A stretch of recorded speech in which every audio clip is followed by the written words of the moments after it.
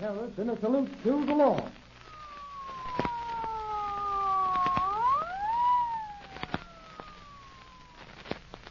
Crime never pays. That, ladies and gentlemen, is the message of the Nick Harris program. That is the purpose of these weekly true-to-life dramatizations.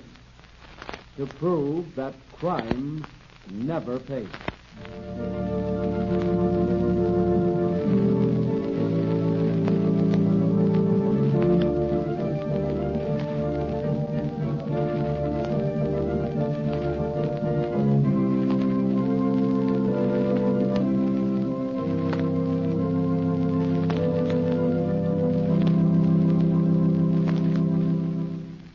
And now, Mr. Harris. Thank you, Mr. Tong, and good evening, everyone. We have been talking a great deal on these programs about the prevention of crime. Tonight's dramatization illustrates a frequent cause of crimes of violence, a desire for revenge, the determination to take the law into one's own hands in an attempt to right some real or fancied wrong. The story I'm about to relate took place some 30 years ago, right here in Los Angeles. All was peaceful that July night in the old police headquarters at First and Hill. I was a cub reporter on the Daily Journal. Desk Sergeant McClure was on duty. Only midnight, Sergeant. Lacking 1 minute. Don't you ever forget to wind that old clock? I'll have you know there ain't a finer timekeeper this side of Chicago. Yes, unless you forget to wind it. That I do not. Never. Never? That will hold you for another day. You know, Mac, someday we'll have clocks run by electricity. Electricity, huh? Sure. Why not? Clocks run by electricity. And horseless carriages, too. And airships to fly and be light. And telephones without no wires. Well, I shouldn't be surprised. You shouldn't, huh? Well, they do say nothing never surprises a newspaper reporter. I know one thing that would. What's that, Nicholas? A story. A real front-page story. A murder, say. What's a murder you'll be wanting this night? Well, it doesn't have to be a murder, Max, but I sure wish something would happen. Things have been a bit quiet around here lately, and that's a fact. Quiet? Say, compared to this place, our Quaker meeting is a madhouse. The police phone, Mac. Maybe that's something. McClure on the desk. Yeah, Murphy. Shooting. Huh. Whereabouts? Well, who are you? The indicator shows he's calling from First and Spades. Oh, to be sure, Murphy. I'll have the wagon there directly. Hey, Klein. Yes, Max. What do you want? Get Rico and the patrol wagon down to First and Spring as fast as you can. There's been a shooting scrape, and Murphy wants some help.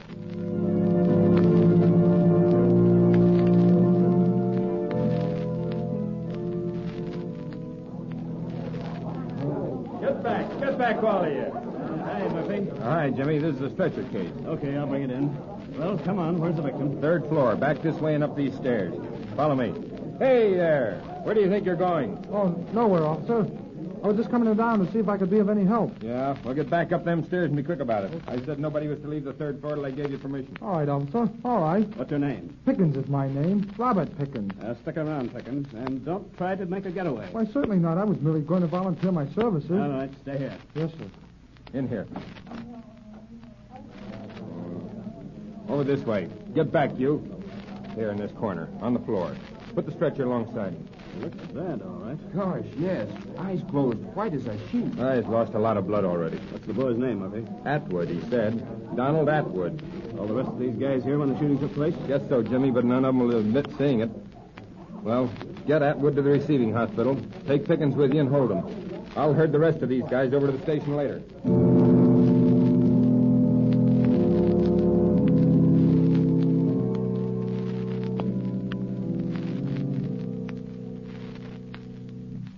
What do you think, Doc? Well, I have to probe the bullet right now. It's going to hurt like sin, Atwood. There's no other way. All right, Doc. You have to. You have to. Hold on, Doctor. Has the boy made any statement? No, but he's in no condition to make one now. Unless I get that bullet out right away. Internal hemorrhage. What'd you say, Doctor? Lie back, Atwood. Don't try to sit up. Lie back, man. Am I going to die? Tell me. No. Not if you lie back and take it easy. Yes, I am. I'm going to die. I can feel it. The lights, they're getting dim. Look, my sister. Yes? What about her? Will you tell her something for me? Sure, Atwood. What is it? Tell her I did it for her. We'll all understand. But is she in Los Angeles? Yes. Well, what's her address? 214. A quick, Doctor. Wait, Sergeant. Donald Atwood in there? Let me in. I've got to see Donald Atwood. Who are you and what do you want? I want to see Atwood. They said he was in here. Where is he? There. Oh, He's dead. oh. Well, excuse me, will you? You see, well, goodbye. Well, and who might he be? I don't know, but I'm going to follow him and find out. I'll go with you, Nick.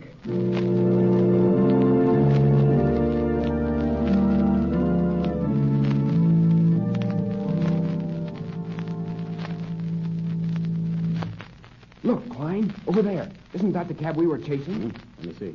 Looks like it. Let's go over and question the driver. All right, Klein. Hey, cabby. Where's your fare? He's in that house. Told me to wait. Who is he? I don't know. A guy by the name of Ramey. Come on, Harris. Who is it? Police! Open up.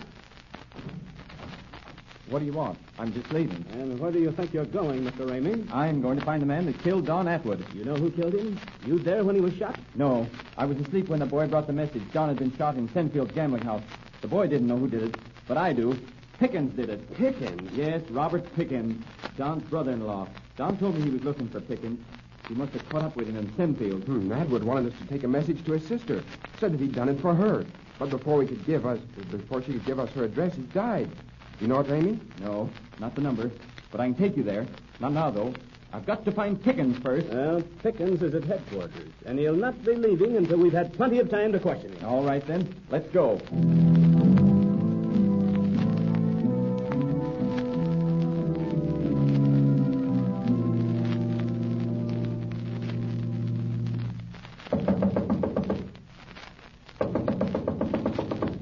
Nobody home.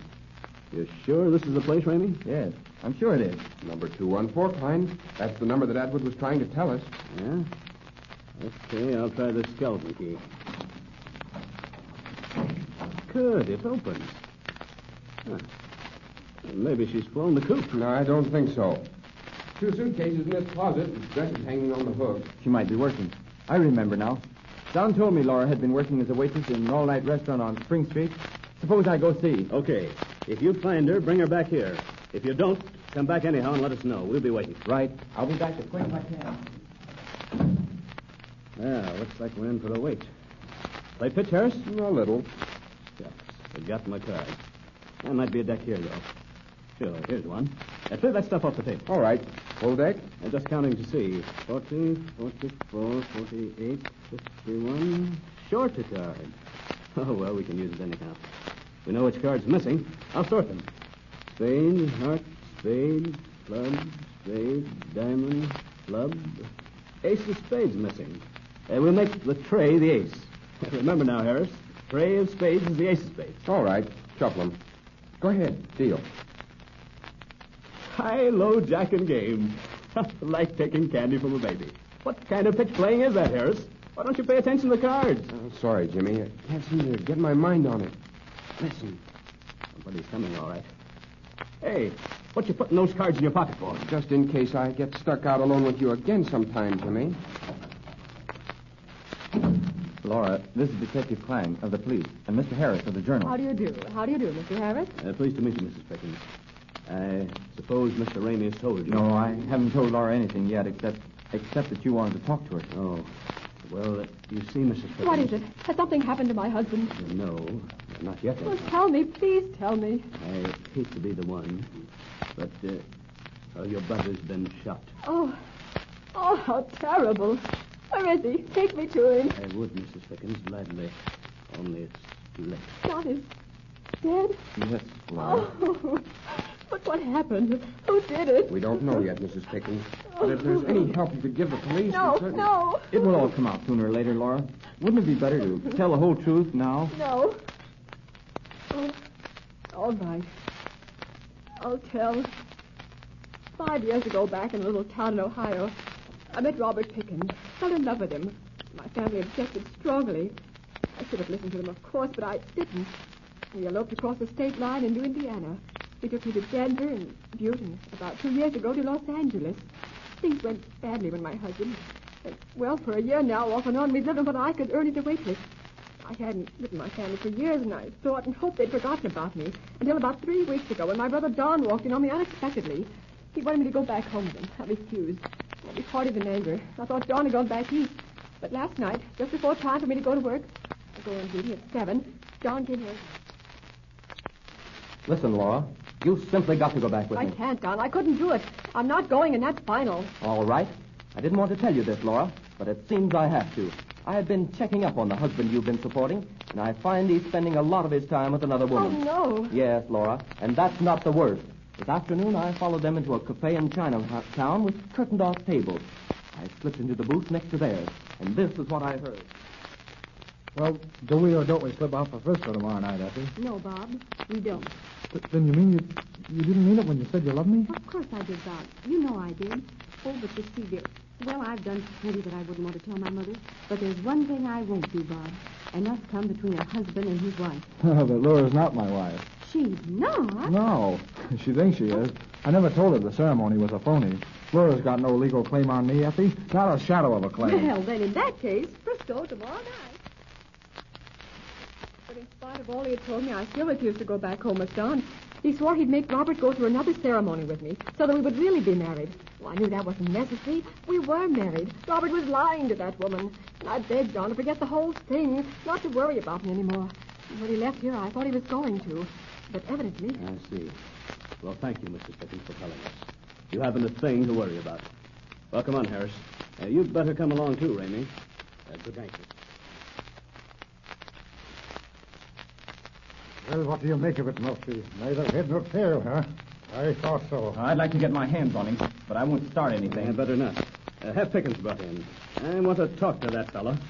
You sound pretty sure it was Pickens, Jimmy. Dead sure, Mac. But I don't know how I'm going to prove it. Well, go ahead. I'll have Pickens here in a minute.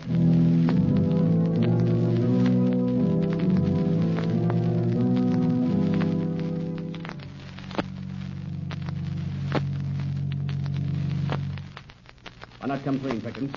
4 witnesses say you and Atwood were alone at that table when the shooting took place. All right. I did shoot Atwood. I had to, in self-defense. We were playing studs, see? Well, Atwood rung in a phony card on me. When I caught him at it, he pulled a gun. That's a lie. Don never did a dishonest thing in his life. Easy there, Ramey. What became of this phony card, Pickens? Well, Atwood slipped it back in his pocket when he reached for his gun. Yeah, if it's there, you planted it on him. Hey, Klein. Yes, Harris, what is it? Look, Klein. There is a card in Atwood's pocket. Look at the back of it. And then take a look at the back of the deck we were playing pitch with in Pickens' flat. Pickens' own deck. That is him, all right. Remember this deck was 1 card short? The ace of spades? Yes. What card is that he took from Atwood? Well, what card is it? Turn it over, Harris, so I can see it. The ace of spades.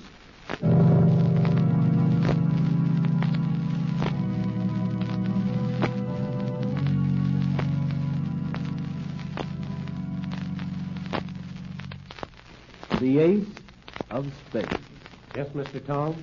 An unlucky card for Mr. Robert Pickens. He paid the bitter penalty for murder. But Don Atwood might be still alive today had he not tried to take the law into his own hands, as proven to you in this true life story I have entitled The Fatal Ace of Spades. And thank you, Mr. Russell. Ladies and gentlemen, you have just heard another true life story brought to you by Detective Nicholas B. Harris, internationally famous Los Angeles criminologist and chief of detective agency bearing his name. Although this was a true story, fictitious names and places have been used throughout this narrative. The story was dramatized by Ralph Bruckart, directed and produced by Carolyn Carroll. Mr. Harris wishes me to thank you, following cast, for their participation in this broadcast. Betty Carmine, Olive Thomas, Jack Coster, Thomas Melba, Eddie Ryan, Malcolm Belair, Robert Moore, Aldine Brenneman, and George Conkling and Eric Lawrence. Mr. Harris will again be heard over this same station next Friday evening at 8:45 in another interesting crime story entitled Drops of Blood, and which will prove to the youth of today the folly of committing crime.